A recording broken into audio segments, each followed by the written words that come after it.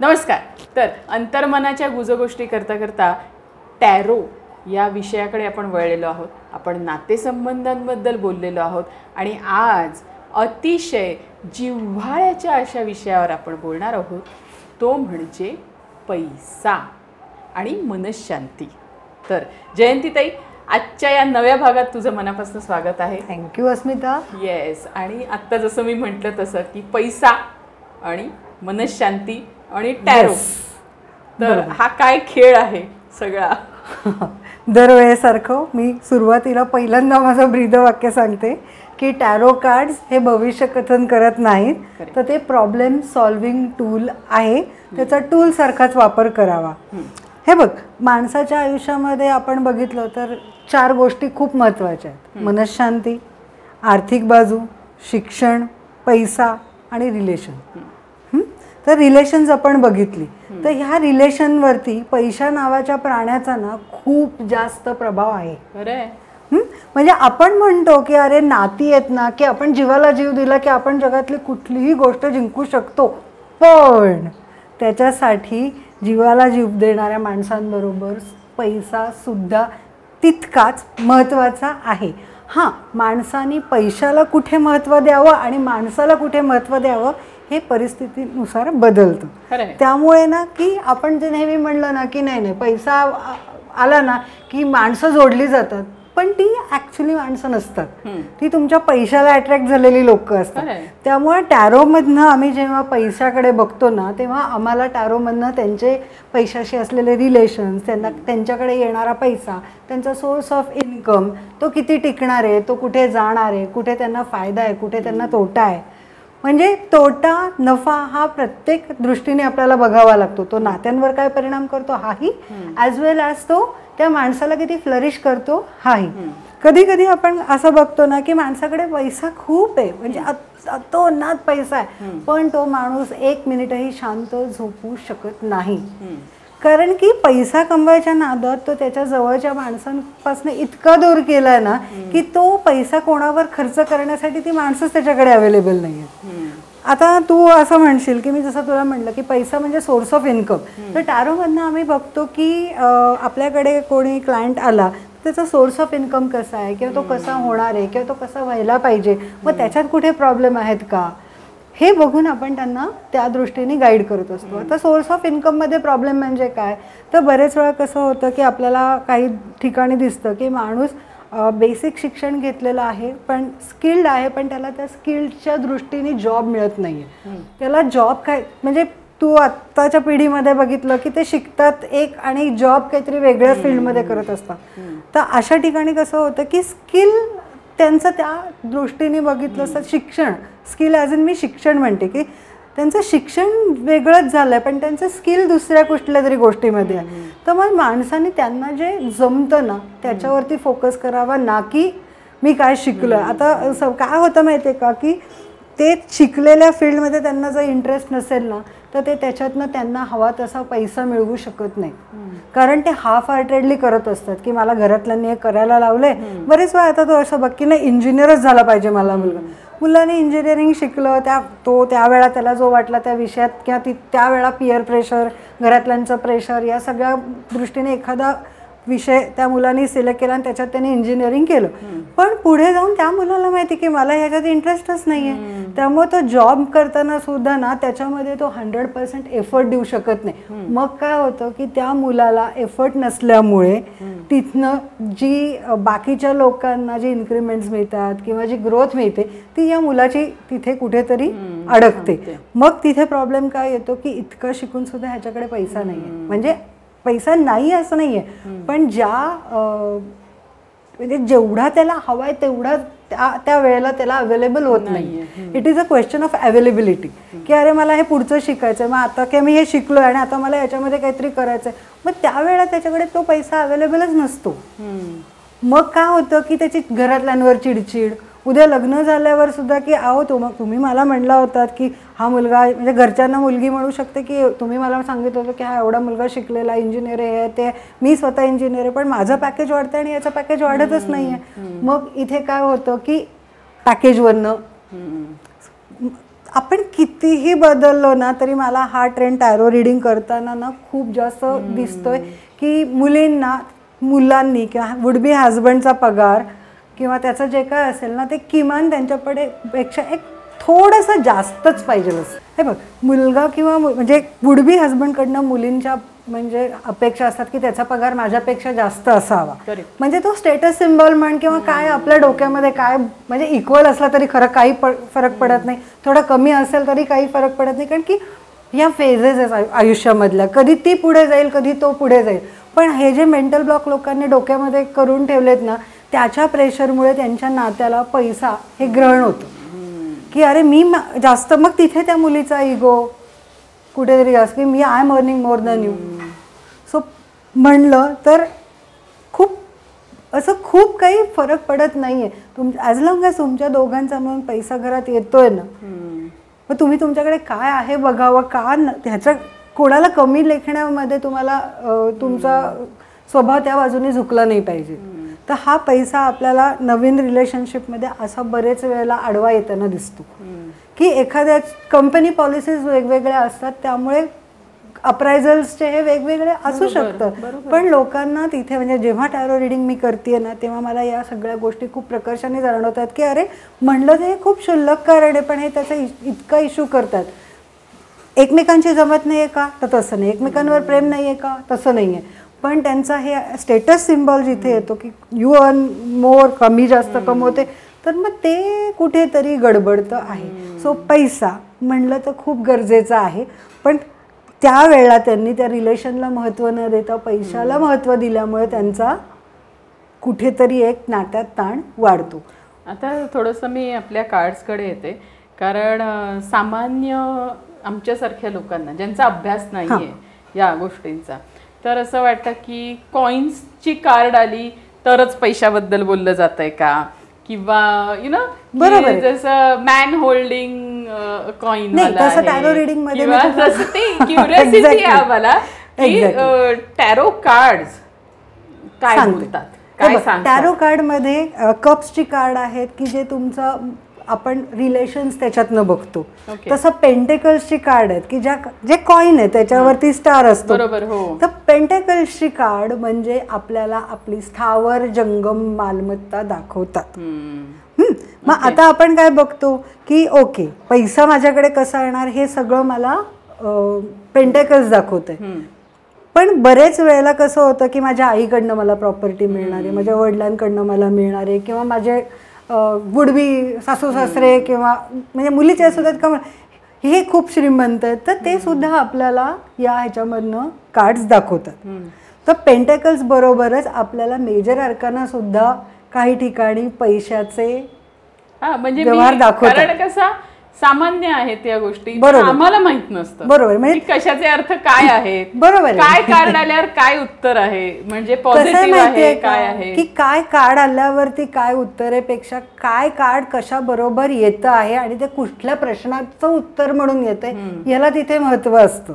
त्यामुळे particular card म्हणजे हे असं अर्थ आपण टॅरो मध्ये नाही विचारायचंय की काय, किंवा आता समजा पैशाचा प्रश्न काढलाय आणि ते हार्ट विथ स्वर्ड्स जे काय येतं, आता तो आता ते कार्ड आहे ते क्रिटिकचं कार्ड आहे. क्रिटिक म्हणजे काय की प्रत्येक सर्जरीचं कार्ड म्हणून आपण त्याच्याकडे बघतो. तर त्यावेळेला कसं आहे की तुमचा पैसा सर्जरीमध्ये जाणार आहे, तुम्ही वेळेमध्ये औषधोपचार केले नाहीत तर तुमचा पैसा सर्जरीमध्ये किंवा औषधोपचारामध्ये पैसा जाऊ शकतो. हे आपल्याला तो म्हणजे ते कार्ड त्या दृष्टीने तुम्ही, पण ते कार्ड सोर्ड मधलं आहे, म्हणजे ते कार्ड काही ह्याच्यातलं नाहीये, पेंटेकल्स मधलं नाहीये, पण शस्त्रक्रिया दिसते. शस्त्रक्रिया दिसते म्हणजे त्याला पैसा लागणार आहे, त्याचा अर्थ असा आहे, त्याचा अर्थ असा निघतो. म्हणजे ते कोणाबरोबर काय कार्ड येतं याच्यावरती त्या कार्डचा अर्थ ठरतो ना, की मग आपण असं म्हणतो कधी कधी की अरे मी तर प्रश्न विचारलं होतं की आमचे रिलेशनशिप आणि इथे पैसे कुठनं येत आहेत. तर मग अशा वेळा तुमच्या रिलेशनशिपमध्ये तुमच्या एकमेकांच्या भावभावनांपेक्षा पैशाला जास्त महत्व आहे. तुमचं रिलेशनशिप पैसा रन करतोय, म्हणजे तो चांगला असला की तुम्ही खुश असता, मग तुम्ही एकदम आनंदात असता, आणि कुठे पैशाचं गणित गडगडलं की घरातल्या भांडणांना म्हणजे स्काय इज द लिमिट असते. So this is how we read की कुठल्या कार्डवर कुठलं कार्ड येतंय. म्हणजे काही कार्ड आहे की ते प्रॉपर्टीचं कार्ड दाखवतं. तर प्रॉपर्टीचं कार्ड म्हणजे आयदर तुम्ही तुमच्या आयुष्यामध्ये आता परत तेच आहे की पुढे मागे कुठली कार्ड्स येत आहेत त्याच्यावर आहे. पण when it comes to property याचा अर्थ तुम्ही तुमची चांगली स्थावर जंगम मालमत्ता तयार करू शकणार आहात किंवा तुम्हाला तुमच्या आई वडिलांकडनं किंवा कोणाकडनं ते मिळणार आहे. हां, म्हणजे प्रत्येक वेळा प्रॉपर्टीचं कार्ड आलं म्हणजे मला कोणाकडनं मिळते हे प्रॉपर्टी असं भिंगगून नाही. असेही लोक आहेत मी बघितलंय. म्हणजे मला प्रश्न येतात की ताई प्रॉपर्टीचं कार्ड आहे, ओ म्हणजे मला हिच्या घरनं मिळणार आहे का, मग मी त्यांना मागू का. म्हणजे असं सुद्धा लोकांकडनं गैरफायदा आहे. म्हणजे तिथे लोकांना ना इझी मनी, जेव्हा असे प्रश्न येतात ना तेव्हा त्या लोकांना इझी मनी मध्ये जास्त इंटरेस्ट असतो. मला एक विचारायचं आहे, हा विषय सगळा आपला इतका मनोरंजन म्हणजे माहिती घेणं चाललंय तुझ्याकडनं. तर आता जसं सन कार्ड आहे, मून कार्ड आहे त्याच्यात, नंतर किंवा जसं जे आम्ही पाहतो एक्झॅक्टली सन मून हे तुमचं मन दाखवतात. मन चंद्र दाखवतो आणि मन याचं काय तू हे सांग. हे बघ तसं बघितलं ना तर मून आला आणि पैशाची कार्ड आली तर याचा अर्थ तुम्ही तुमच्या पैशाच्या व्यवहारामध्ये अतिशय चंचल आहात. तुम्हाला क्लॅरिटी नाही आहे की मला पैसा सेव्ह करायचा आहे, मला उडवायचा आहे, मला तो लागणार आहे.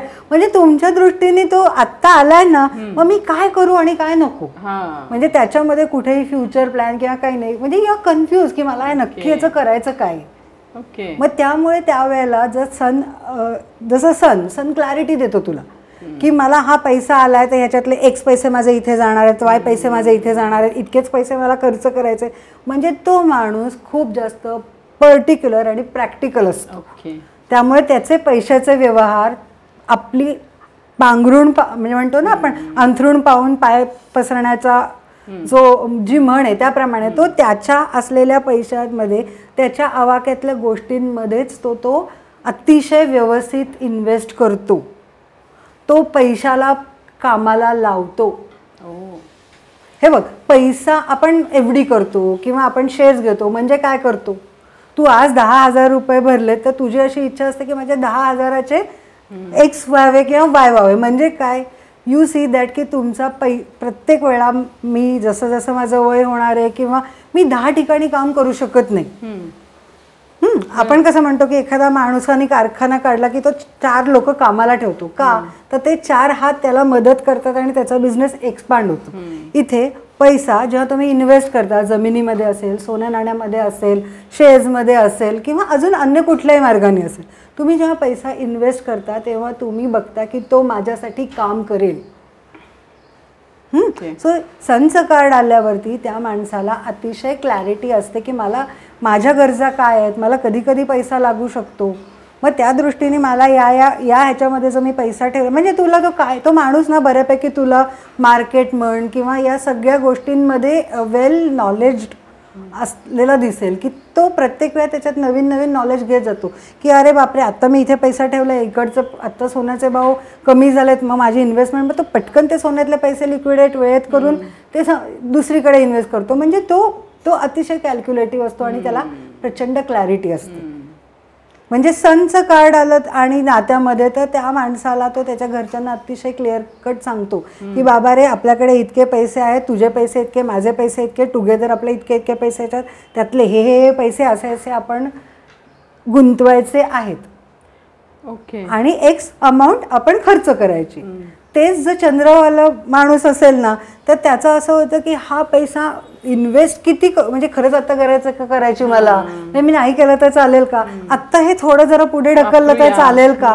म्हणजे तो माणूस कायम ना ढकल गाडीच्या ढकलपंची म्हणतो ना आपण की आत्ताचं काम जाऊ दे रे, पण त्याला हे लक्षात येत नसतं की फ्युचरचा विचार करत नाही. फ्युचर सोड आत्ताचाही विचार नाहीये. आत्ता आलाय तो मला काहीतरी आत्ताचा विचार केला असं तो मला कुठे खर्च करायचे, माझ्या काय गरजा आहेत ह्याची तरी क्लॅरिटी असेल की बाबा मला मुलीची फी भरायची आहे किंवा मला घरामध्ये काही मेडिकल इमर्जन्सीसाठी पैसे लागणार आहेत. तर म्हणजे दिसत असतो समोर माणूस आजारी आहे किंवा काय, पण त्याच्या डोक्यात ते येत नाही की अरे हे समोर आहे आपल्या.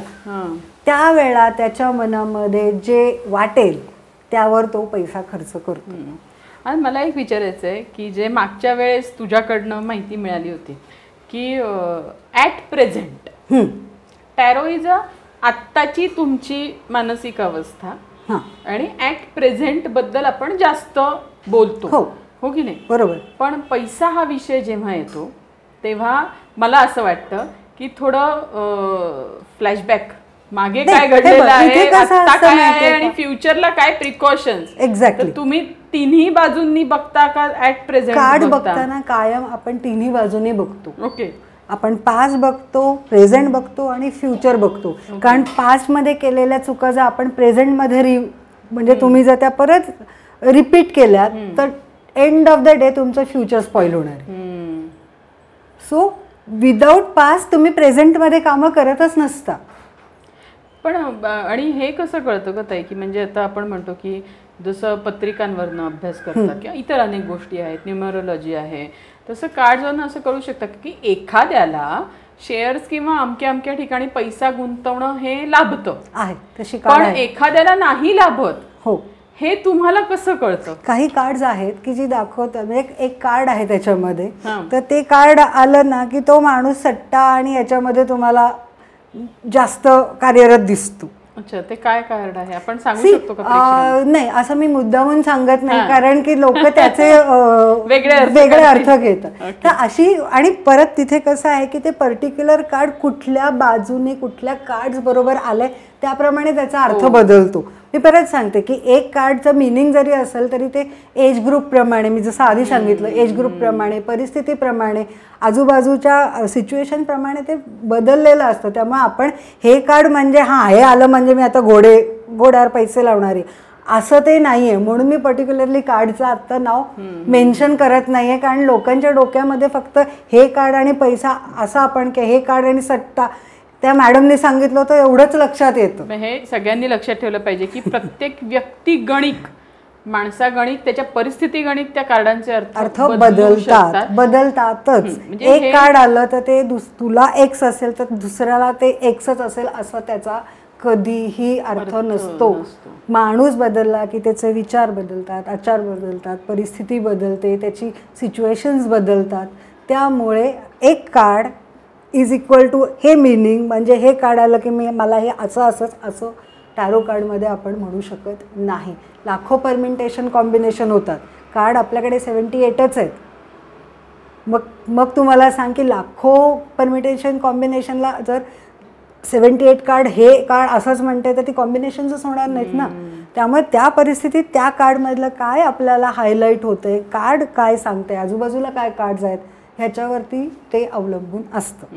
मला एक विचारायचं आहे तुला, आता ओघात विषय निघाला आहे तर जसं पॉझिटिव्ह उदाहरणं असतात की एखाद्याला फक्त गायडन्स हवा असतो की ओके मी व्यवसाय करू का नोकरी करू, ठीक आहे तुला व्यवसायात प्रगती आहे, तुला नोकरीत प्रगती आहे, असं तसं.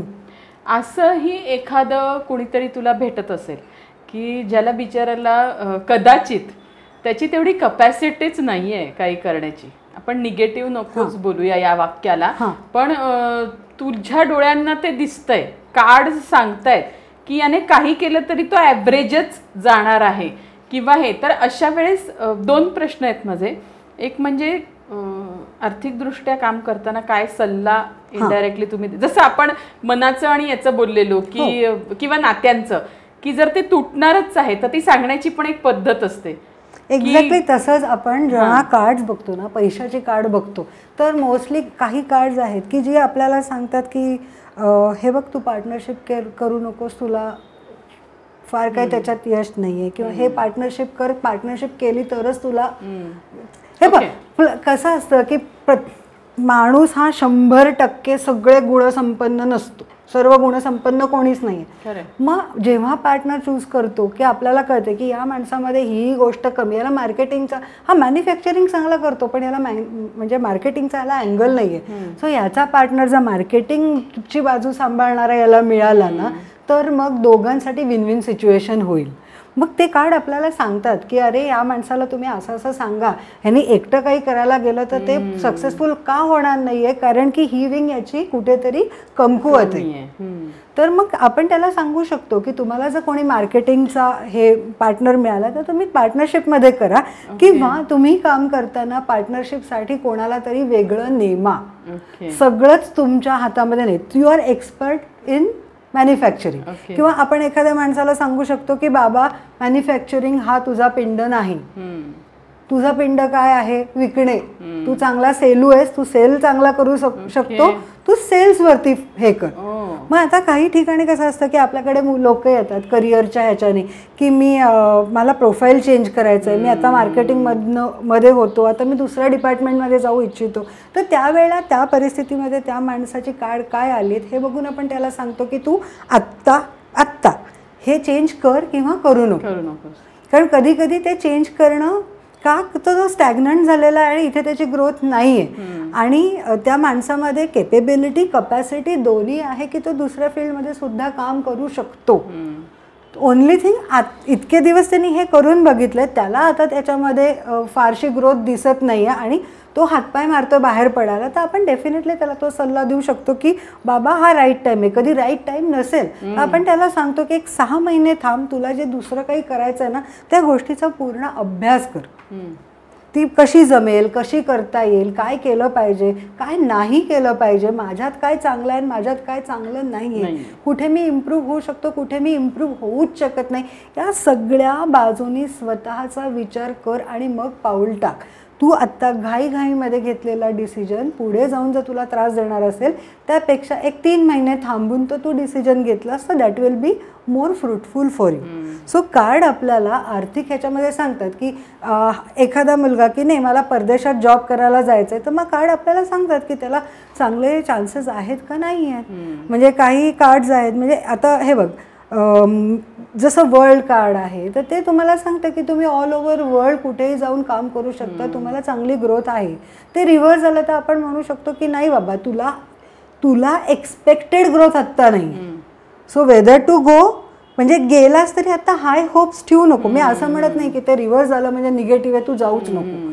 मी त्याला काय म्हणेन की ते निगेटिव्ह आलंय म्हणजे तुझ्या अपेक्षे एवढा सक्सेस किंवा एवढा पैसा ते आत्ता तुला देणार नाहीये. ते तुला आत्ता समजा तू 100% एक्सपेक्ट करत असेल तर ते 60% देणार आहे. कीपिंग दॅट इन माइंड की आत्ता मला 60% मिळणार आहे आणि ह्या मेंटॅलिटीने तू तिथे जाऊन हार्डवर्क केलं तर ते कार्ड चेंज होणार. सी कार्ड येतं म्हणजे हे बघ, कार्ड आलं ना तरी कार्डला ॲक्टिव्ह करायचं, म्हणजे निगेटिव्ह असेल तर पॉझिटिव्ह करायचं एफर्ट माणसाला घ्यावं लागतात. कार्ड नाही बदलत. मी त्याच विषयावर येणार होते की सोल्युशन्स जी असतात की प्रत्येक उदाहरण वेगळं आहे, प्रत्येक गोष्टीचं सोल्युशन वेगळं आहे. बरोबर. की जसं आपण एखाद्याला थांबायला सांगतो किंवा एखाद्याला सांगतो की 6 महिन्यांनी तुझा चांगला पिरियड येणार आहे, तर मग त्या 6 महिन्यात त्याने काय प्रिकॉशन्स घ्यायचे आहेत, किंवा एखाद्याचं चालू आहे पण समथिंग एफर्ट्स कमी पडतायत म्हणून त्याला ग्रोथ हवी आहे, तर अशा वेळेस आपण टॅरो माध्यमातनं सोल्युशन्स काय उदाहरण सांगू. कसं माहितीये का की आता एखादा क्लायंट आपल्याकडे आलाय, त्याला आपल्याला कार्डमध्ये दिसते की त्या माणसाची आत्ता त्याला हे बघ इथे ग्रोथ ही त्या पर्टिक्युलर माणसाच्या एक्सपेक्टेशन दाखवते, लोकांच्या नाही. कारण त्याच्या मानसिकतेचा तो त्याला काय पाहिजे आणि तो हा डिसिजन का घेतोय, आणि तो आपल्याकडे सल्ला घ्यायला कोण आलाय, तो माणूस आलाय. त्याची मनस्थिती काय आहे, त्याच्या अपेक्षा काय आहे, त्याची फायनान्शियल परिस्थिती काय आहे हे त्याला पर्टिक्युलरली त्या माणसालाच व्यवस्थित माहिती असतं. त्यामुळे तो जेव्हा आपल्याकडे येतो तर आपण त्याला थांबायला सांगतो म्हणजे काय की हे बघ आत्ता मी तुला थांबायला सांगते म्हणजे मी तुला अडवत नाही. माझं इतकंच म्हणणं आहे की पूर्ण अभ्यास केल्याशिवाय कुठलीही गोष्ट करायची नाही. तुला आत्ता अडकल्यासारखं वाटते, मग अडकल्यासारखं वाटतंय तर मग परत मी त्याला सांगते की तू एक पेपर पेन्सिल घे आणि बस, तुझे काय काम आत्ता करतोयस त्या कामामध्ये तू ABCD तुझ्या डोक्यात घे की मी मार्केटिंगचं हे किंवा मॅन्युफॅक्चरिंगमधलं हे किंवा अजून त्याच्यामध्ये काही मला नवीन करायचं असेल तर म्हणजे तुझ्या कामाशी निगडीत तुझ्या डोक्यामध्ये जे काय तुझ्या कामामधल्या गोष्टी आहेत ABCD तू त्या डिवाईड कर. मग एमधलं माझं काय चांगलं आहे, एमधलं माझं काय चांगलं नाही आहे, एमध्ये मी कुठे इम्प्रूव्ह होऊ शकतो आणि एमध्ये मी कुठे इम्प्रूव्ह होऊच शकत नाही. म्हणजे सेक्शन बाय सेक्शन तुम्हाला त्या पर्टिक्युलर कामाची चिरफाड करायची, तुमची चिरफाड करून ॲनालिसिस करायचं की मी कुठे कमी पडतोय, मला नेमकं काय येतंय, एक्झॅक्टली कशातनं कमवू शकतो. येस, ही मानसिकता कळली तर म्हणजे काय होतं की इथे आपण कमी आहोत म्हणलं ना की त्या गोष्टीच्या मागे न लागता ज्याच्यात आपण बेस्ट आहोत ना त्या गोष्टीवर फोकस करायचा. इथे कमी आहोत ही काही निगेटिव्ह गोष्ट नाही. प्रत्येक माणसाला प्रत्येक गोष्ट जमलीच पाहिजे हा अट्टाहासच पहिला सोडला पाहिजे. नाही जमत ना ठीक आहे, ही बाजू मला कामाची जमत आहे पण ही माझी एक्सिलेंट आहे, तर let me focus on excellent. म्हणजे काही मुलं असतात की जे डिझायनिंगमध्ये चांगले असतात पण त्यांना तू प्रॅक्टिकल ह्याच्यामध्ये जाऊन करायला सांगितलं तर त्यांना ते जमत नाही, ते डिझाईन पर्यंतच त्यांचा, तर ठीक आहे ना स्पेशलायझेशन आहे. पण मग त्या डिझायनिंगमध्ये मी अजून काय एफर्ट्स करून त्या डिझायनिंगला बेस्ट करू शकतो की नो वन कॅन बीट. म्हणजे डिझायनिंग म्हणलं ना तर माझंच नाव आलं पाहिजे, दुसऱ्याचं नाव येतच का असा तो आम्ही त्याला सल्ला देतो. आम्ही हे बघ कसं माहिती आहे का, तुम्ही ही पूजा करा, तुम्ही हा खडा घाला, ते फक्त तुमच्या मनाला एक आपण म्हणतो ना त्या माणसाला आपण अननेसेसरी कम्फर्ट झोनमध्ये नेऊन ठेवतोय. क्रिस्टल्सवर मी आले परत, जे आपण दर टॉपिकच्या वेळेस क्रिस्टल्सवर ते मनी अट्रॅक्ट करतात पण तुम्ही फक्त ते लावून त्याच्याकडे बघत बसला तर तुमच्याकडे पैसा येणार आहे का. बरोबर. आपल्याकडे काय होतं माहितीये का की लोकांना आपण एखादी पर्टिक्युलर गोष्ट सांगितली की या गोष्टी तुम्ही करा तर त्यांना असं वाटतं की हे केलंय ना मग माझं काम झालं, ह्याने आता काम केलं पाहिजे, मी इतका पैसा खर्च केलाय. नाही, तुम्ही हे केलंय त्याच्याबरोबर जर तुम्ही कामाची जोड दिलीत तर तुम्ही उत्कृष्ट एफर्ट्स मिळवू शकता, पैसा मिळवू शकता. हे बघ पैशाकडे अट्रॅक्ट होतो पण त्याच्यासाठी मीडियम कामच आहे, कामाला पर्याय नाही. हे सगळ्यांनी समजून घ्या. म्हणजे पैशावर आता मी समजा तुम्हाला काही तोडगे सांगितले तर प्लीज डोंट असं तुम्ही विचार म्हणजे प्लीज खरंच माझ्या अशी अपेक्षा असते की माणसांनी तोडगे सांगितले, तोडगे केले की माझ्याकडे पैसा येणार आहे असं होत नाही.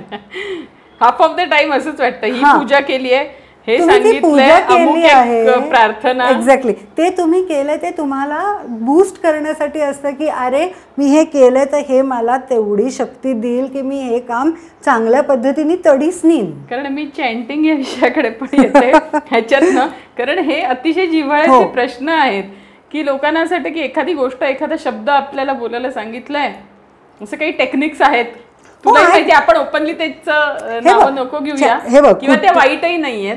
हे बघ तुम्ही देवाचा नावाचा जप करणं किंवा दिलेल्या शब्दाचा पर्टिक्युलर जप करणं याच्यामुळे तुमच्या ऑरामध्ये तुमच्या आजूबाजूच्या एनर्जीमध्ये पडणारा फरक त्या परिस्थिती त्यांनी ऑरा बदललाय, त्यांनी तुमच्या आजूबाजूची परिस्थिती बदलली आहे पण त्या बदललेल्या परिस्थितीचा फायदा किंवा उपयोग किंवा उपभोग घेण्यासाठी तुम्ही त्या प्रकारे कामही केलं पाहिजे ना.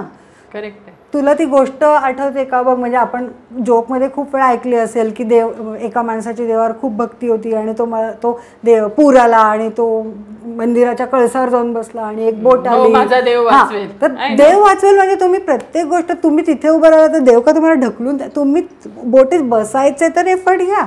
अपॉर्च्युनिटी कळली पाहिजे, त्याच्यातली अपॉर्च्युनिटी कळलीच पाहिजे पण त्याचबरोबर एफर्टही घ्यावे लागतात हे सुद्धा कळलं पाहिजे. त्यामुळे मी म्हणते ना की पैसा हा आपण म्हणतो ना की विष्णूची आराधना करा, लक्ष्मी मागे येते. विष्णू कधी राम म्हण किंवा रामाने वनवास भोगला, कृष्ण म्हण, हे लोकांनी आयुष्यात भरपूर एफर्ट्स पण घेतलेत ग, ते असेच देवत्वाला नाही पोचलेले. म्हणजे आपल्याला फक्त राम दिसतो किंवा विष्णू म्हणजे पैसा असं नाही आहे, ते तुमचं कर्म आहे, त्या ह्याच्यामध्ये तुम्ही काम केलं पाहिजे, तुमचं डेडिकेशन पाहिजे, तुमच्यामध्ये तेवढं सामंजस्य पाहिजे, तुमच्यामध्ये पैसा मिळवण्याची हाव नसून तुमच्यामध्ये पैसा मिळवण्याची इच्छा पाहिजे. इच्छा हवेत जेव्हा कन्वर्ट होते ना तेव्हा प्रॉब्लेम होतो. तुम्ही काम केलं तर पैसा मिळणारच आहे तुम्हाला. हां, आता काही काही केसमध्ये असं होतं की माणूस खरंच काम करतो पण त्याचा पैसा त्याला हवा तसा योग्य पद्धतीने मिळत नाही. मग त्यावेळा आपण कार्डमधनं काय चेक करतो की हा ज्यांच्याबरोबर काम करतोय संगत, जर संगत तुमची चांगली नसेल, वेळ तुमची संगत म्हणजे कसं की ते लोक तुम्ही तुमचं काम केलं पण ज्याच्यासाठी काम केलंय त्या माणसाला पैसा द्यायची त्याची तयारी आहे का. हे काही लोक बोलबच्चनगिरी करतात की अरे तू हे कर मी तुला आत्ता येऊ हे एवढे एवढे पैसे देतो. पैसे मागायला गेले की ते अरे ना जर एक तासाभराने या मी तुला देतो. म्हणजे वापरूनही घेतात. एक्झॅक्टली. म्हणजे तुम्ही वापरले माहित असतं की आपला वापर केला जातोय. मला तेच म्हणायचं म्हणजे you should be smart enough to understand की समोरचा माझ्याकडनं काय करून घेतोय आणि हा मला खरंच पैसे देणार आहे का नाही. त्याप्रमाणे तुम्ही ते एफर्ट्स टाका ना. कोणाच्या तरी म्हणण्याला भुलून किंवा आशा दाखवणं म्हणजे खरंच एखादा माणूस म्हणजे आता बघ आजकाल खूप स्कॅम होत आहेत बँकेमधनं ते की तुम्ही इतके पैसे तुमच्या अकाउंटमध्ये तुम्हाला ही लॉटरी लागली तुम्ही इतके पैसे भरा आम्ही तुम्हाला. हे काय आहे म्हणजे सरकार लोक इतके वेळेला इतक्या जागृत करण्याचा प्रयत्न करतात तरी लोक फसतायतच ना. पण ती 2 कारणांनी फसतायत. मध्येच माझ्या ओळखीचे एक जण माझ्याकडे आले होते आणि त्यांनी कुठला तरी व्हॉट्सॲप ग्रुपवरनं काहीतरी कोणाला तरी पैसे डबल करतो असं म्हणून त्यांनी ते पैसे इन्व्हेस्ट केले. पहिले 2 वेळा त्यांचे पैसे डबल झाले. हां, आणि नंतर त्यांनी मोठी जेव्हा अमाऊंट इन्व्हेस्ट केली तेव्हा त्यांचे सगळे पैसे गेले. आणि त्यांचा मला फोन आला की मॅडम मी पोलीस कंप्लेंट केलेली आहे आणि आता मला माझे पैसे परत मिळतील का. तर मी त्यांना म्हटलं की एक तर ना म्हणजे आता मी तुमच्या या प्रश्नाचं काय उत्तर हा पैसा मिळेल पण हा पैसा मिळवायला तुम्हाला भरपूर वेळ लागेल कारण त्या पर्टिक्युलर व्यक्तीच्या याच्यामध्ये तो मिळताना दिसत होता. म्हणून मी हे उत्तर दिलं की मिळेल पण किमान 8 ते 9 महिने त्याच्यावरती भरपूर मेहनत घेतल्यावरती ते पैसे मिळतील. बरं अमाऊंट ते सांगायला तयार नाहीत की किती एक्स अमाऊंट गेली आहे. मग म्हणे मी पोलिसांकडे गेले. म्हटलं फक्त एकच आहे की पोलिसांना सुद्धा तुम्ही म्हणजे खरं बोला. हां म्हटलं आणि म्हणे पोलिसांनी आम्हाला पहिलं उभाच केलं नाही. म्हटलं कसे करतील. जर तुम्हाला 2 वेळा पैसे मिळाले तेव्हा तुम्ही पोलिसांकडे गेलात का की हा पैसा चुकीच्या मार्गाने येतोय हा मला नकोय. बघ म्हणजे पैसा आहे इन्व्हॉल्व तिथे पण लोकांना फक्त तो इझी मनी मिळतोय म्हणून तो चुकीच्या मार्गाने मिळाला तरी तो चालणार आहे त्या वेळेपुरता. म्हणजे तिथे तुमची सद्सद्विवेक बुद्धीने काम केलं का नाही केलं. तो गेल्यावरती तुम्हाला तो वे रॉंग वाटला कळतंय. नुकसान झाल्यावर कळलं की आपलं पण म्हणजे तुमची सद्सद्विवेक बुद्धीच जागेवर नाहीये ना. कार्ड तुम्हाला मला कार्ड काय दाखवतंय की हा माणूस कमी वेळामध्ये इझी वेने जास्त पैसे मिळवायच्या मागे लागला आहे. मग मान्य मला कमी वेळेमध्ये जास्त पैसे मिळवायचे तर तुम्ही चांगल्या पद्धतीने तुमचं फ्युचर प्लॅन करून स्मार्ट वर्क करून सुद्धा मिळवू शकता. पण ते सत्सद मार्गाने आलेला पैसा असेल तर तो टिकतो. जर तो त्याचा मार्ग चुकला तर तुमची मनशांती आणि पैसा दोन्हीची गॅरंटी तुम्हाला कोणी देऊ शकत नाही. हे सगळ्यांनी लक्षात ठेवलं पाहिजे. एक्झॅक्टली. म्हणजे मी तुला सांगू का की स्थळ बघणारा आता म्हणजे बरेच वेळा हा मला अनुभव अनफॉर्च्युनेटली येतो की मुलीचे आई बाबा येतात आणि ते या मुलाची किती शेतजमीन आहे ह्याच्याकडे किती पैसा अडकाय ह्याच्याकडे काय आहे हे सगळं बघू. म्हणजे हे बघ आपली मुलगी सुखवस्तू घरामध्ये जावी ही आईवडील किंवा मुलगा दोन्ही सुखवस्तू आणि चांगल्या घरात जावं ही आईवडिलांची इच्छा चूक नाही आहे. पण त्याच्यासाठी जो त्यांचा हव्यास आहे ना तो कुठेतरी चुकतोय. मग त्या घरामध्ये असलेल्या बाकीच्या चुकीच्या गोष्टी सुद्धा त्यांना चालतात कारण तिथे पैसा आहे. त्यामुळे जेव्हा आपण पत्रिका बघतो तेव्हा पैसा कुठने येतोय कुठल्या मार्गाने येतोय त्या घराची आपण म्हणतो ना की आपण घराणं बघतो त्या घराण्याचा इतिहास बघतो पूर्वपार आलेली त्यांची काय हे आहे म्हणजे कुठल्या मार्गाने पैसा येतो हे सगळं आपण बघतो. चुकीच्या मार्गाने आलेला पैसा त्या घरामध्ये कधीही त्यावेळेला म्हणजे पैसा भरपूर असतो तो त्यांना तू म्हणशील तर त्यांना खूप छान लॅविश आयुष्य वगैरे सगळं देतो, पण तो कुठेही त्यांना समाधान देत नाही. म्हणजे त्यावेळेला आपल्याला असं वाटतं की काय माणसाचं आयुष्य आहे, काय याच्याकडे पैसा आहे, पण डाऊन द लाईन त्या माणसाला बरेच वेळा मी टॅरो रिडिंगमधनं बघितलं आहे, आयदर त्यांच्या फॅमिलीमध्ये म्हणजे आपण टर्मिनल इलनेसचे प्रमाण जास्त असतं. म्हणजे ट्रीटमेंट आहे, सगळं करून पैसा ओतला तरी तो माणूस ते वाचवू शकत नाही. पण कारण तो पैसा अशा मार्गाने आला की तो पैसा तुम्हाला त्यावेळा तुम्ही उपभोगला, तुम्ही तुमचे कर्म खराब, म्हणजे आता don't take it in a wrong way की कर्म वगैरे काय बोलते, पण तुम्ही जर काही गोष्टींना एथिकली नाही घेतलं तर ते तुम्हाला कुठेतरी, आज तुम्ही तुमच्या जागी दुसरा कोणीतरी तुमच्यासारखा येऊन बसणारच आहे ना. खरं. त्यामुळे जे तुम्ही आयुष्यामध्ये केले ते तुम्हाला इथेच भोगावं लागतं. त्यामुळे पैसा जेव्हा आपण बघतो ना, तर पैसा बघताना माझ्या अँगलनी, टॅरो रिडिंगच्या अँगलनी बघशील ना, तर मी म्हणेन तुम्ही पैसा बघण्यापेक्षा सुबत्ता बघा. सुबत्ता विचारांची, सुबत्ता चांगल्या घरातल्या लोकांची, सुबत्ता म्हणजे एकमेकाला मिळणारा रिस्पेक्टची. पैसा ओघाने येतो. जर तुम्ही पैसा असतो, असं नाही की आपण पैसा नाही आहे किंवा असं कुठेतरी मी म्हणत नाही, तुम्ही काम केलं तर पैसा येणारच. करेक्ट. पण पैशाच्या मागे लागून म्हणजे आयुष्य पैशावर बेस करू नका, आयुष्य बेस करा, पैसा येत राहतो. तुम्हाला काय पाहिजे, तुमची एम अशी ठेवा की हां मला आज मॅनेजर झालो, आज आम्ही शिकून अजून काहीतरी म्हणजे तुमची कामातनं एफर्टमधनं तुम्ही खरंच उत्तुंग शिखरावरती जा. पण उत्तुंग शिखरावर गेल्यावर ते पैशाचा माज करू नका. म्हणजे मी तुला सांगू का, टॅरो कार्डमध्ये एम्परर नावाचं एक कार्ड आहे मेजर अर्कानामध्ये. त्या एम्पररला त्यांनी खूप कष्टाने ती पोझिशन अचीव्ह केलेली आहे, त्याच्याकडे भरपूर पैसा अडका आहे, पण तो पैसा अडका आल्यावरती तो आजूबाजूच्या लोकांना इतकं इलट्रीट करतो की त्या पैशाचा उपभोग घरामधल्या कुणालाही आनंदाने घेता येत नाही, मिळतच नाही. म्हणजे लोक म्हणतात की हा पैसाही नको, तूही नको, जातो बाबा आम्ही. किंवा त्याच्याकडे इतका पैसा असतो पण तो का असा इगोइस्टिक नाही. तू म्हणलेस ना की मला खर्चाला 5 रुपये द्या, की तो 5 पैसे देतो. पैसे नाही आहेत का, नाही. घर दिसताना चकाचक दिसतंय, घरात पैसा अडका भरपूर आहे, पण दानतच नाही आहे त्या माणसाची. दानत दुसऱ्यांना देण्याबद्दल नाही बोलत आहे मी, घरातल्यांसाठी. तसं एक अजून कार्ड आहे की ज्याच्यामध्ये तुला असं दिसतं की एक्सपेक्टेशन म्हणून एक कार्ड.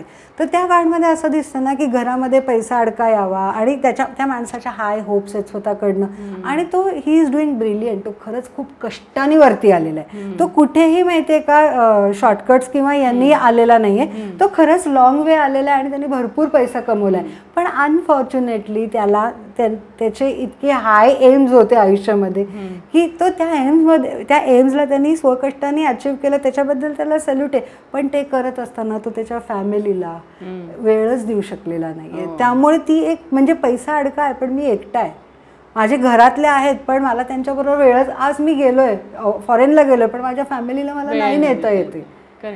नेलं तरी ती हॉटेलमध्ये मी दिवसभर काम करतोय आणि मग आल्यावरती आपलं अरे मला आज वेळच नाही झाला, तुम्हाला कुठे नेला, सॉर्ट ऑफ गोष्टी सुद्धा आपल्याला पैशाच्या मागे हे बघ, म्हणजे पैशाच्या मागे येणारे चांगले आणि वाईट दोन्ही गोष्टी आपल्याला टॅरो कार्ड दाखवतो. सो पैसा हा असावा, पण आपण पैशासाठी नाही होत, पैसा आपल्यासाठी हे लक्षात ठेवा. करेक्ट. जिथे तुम्ही स्वतःला विसरून पैशाच्या मागे लागता ना, तेव्हा तुमच्या हातात काहीच लागत नाही. पण तुम्ही स्वतः मी आहे आणि मला हवा तेवढाच पैसा मी कमवतोय आणि मी सुख समाधान सुख आणि समाधान या गोष्ट पैशाला चांगल्या किंवा वाईट बाजूला नेतात असं टॅरो दाखवतो. दानतही हां, पण ती दानत तुमच्या अपब्रिंगिंग मध्ये येते ग. दानत कशी येते, दानत हा काय पैशाचा हे नाहीये, तो तुमच्या अपब्रिंगिंगचा पार्ट.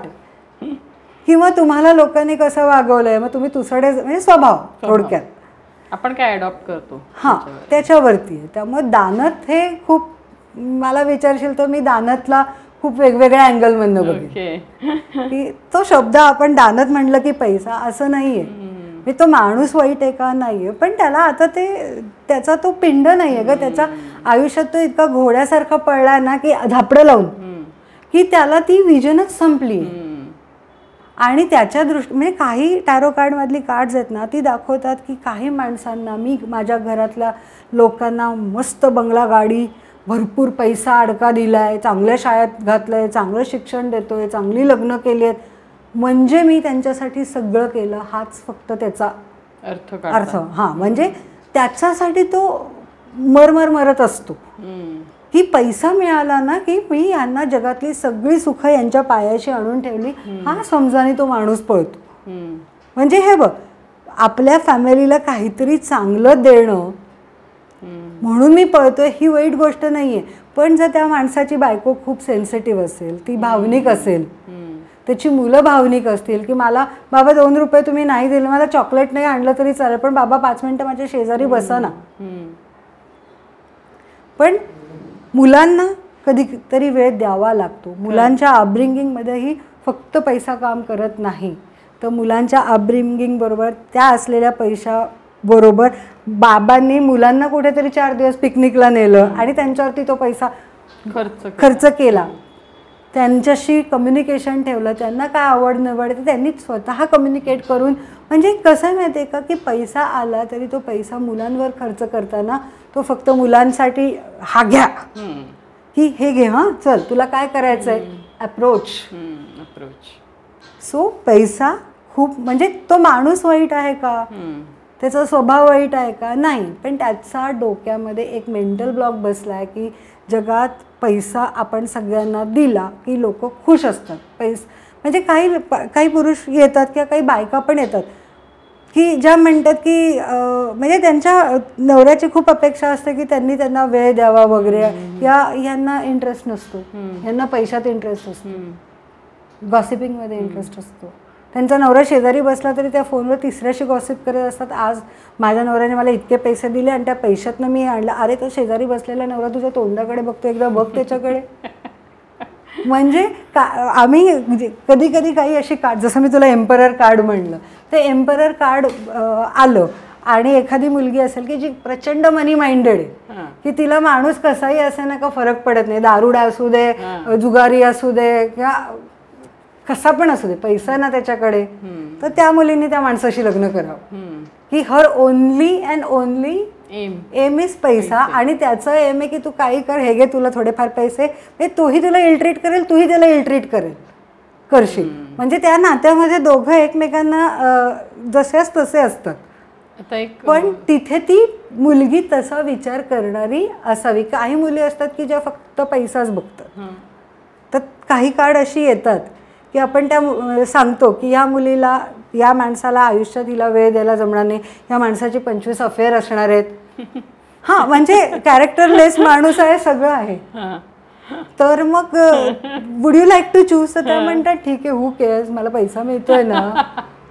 जाता तुला लाईक प्रश्न विचार, कारण हा विषय न संपणार आहे. आणि अगेन आपल्याला ज्या काही कमेंट्स येतील त्याच्यात परत आपण पैशावर खेळूच. आज आपण फक्त एक झलक दाखवले. आपण पर्टिक्युलरली पैसा आणि कार्ड्स, म्हणजे पर्टिक्युलर कार्ड काय दाखवता असा पण आपण एक एपिसोड करू. आज आपण पैसा टॅरोच्या अँगलमधनं पैसा म्हणून आपण काय बघतो तो अँगल बघितलाय. अजूनही आपण पैसा या विषयावर आलेलो नाहीये. तर डेफिनेटली पैशावरती आपण डिस्कशन करूच यात. आणि कार्ड्स घेऊन बसून कार्ड्स दाखवून आपण लोकांशी, पण कसं आहे माहिती आहे का की कार्ड्स दाखवताना सुद्धा काही गोष्टी मला लोकांना त्या वेळेला आपण म्हणतो ना की सांगायला लागते की प्लीज या कार्डला बघून असा अर्थ काढू नका. एक्झॅक्टली. पर्सनल जाता जाता मला एक तुला प्रश्न विचारायचा आहे की जो माझ्या मनात आला की एक अप्रोच या विषयाकडे आपण होतो आणि लक्षात आलं माझ्या की माझ्याकडे बाई पैसाच नाही, ते सगळेच म्हणत असतात.